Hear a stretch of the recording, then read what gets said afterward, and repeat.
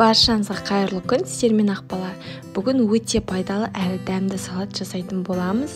Алдағы видеоларым жіберіп алмас үшін каналыма тіркеліп, қоңыраушаны баса кетіңіз. Ең алдымен асқабақты қабығынан тазалап, осы видеода көрсетілгендей етіп тураймыз.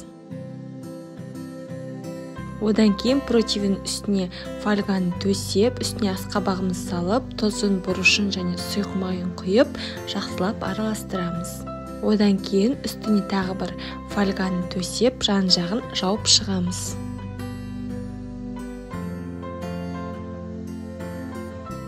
Қызып тұрған 200 градус пеште 10-15 минуттай пісіріп аламыз. Одан кейін алдын ала пісіріп алған қызылшамызды ірілеу етіп, 4-3 формада кесеміз.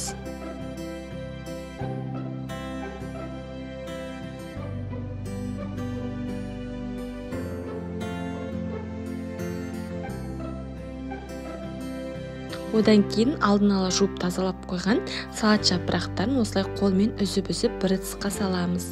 Салат жапырақтарының орнына рукколаны салуға болады. Енді салат жапырақтарына араластыру үшін сұйық майға тұзымызды, орегано және бұрышымызды салып араластырамыз. Орегононы салу міндетті емес, және осыны барлығын салат жапырақтарының үстіне құйып араластырамыз. Енді салатымызды жинаймыз. Ол үшін ыдысымызға салат жапырақтарын саламыз. Одан кейін үстіне алдын ала турап қойған қызылшамызды орналастырып шығамыз. Одан кейін асқабақты салып шығамыз.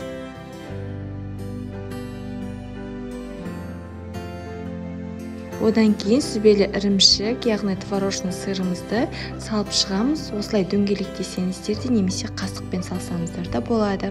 Одан кейін үстіне бальзамический соусты ағызамыз. Ең соңынан асқабақтың дәнін сеуіп шығамыз. Осымен салатымыз дайын. Кез келген дастарханның көркін ашатын осындай дәмді салатты жасап көруге кеңес беремін. Ас болсын!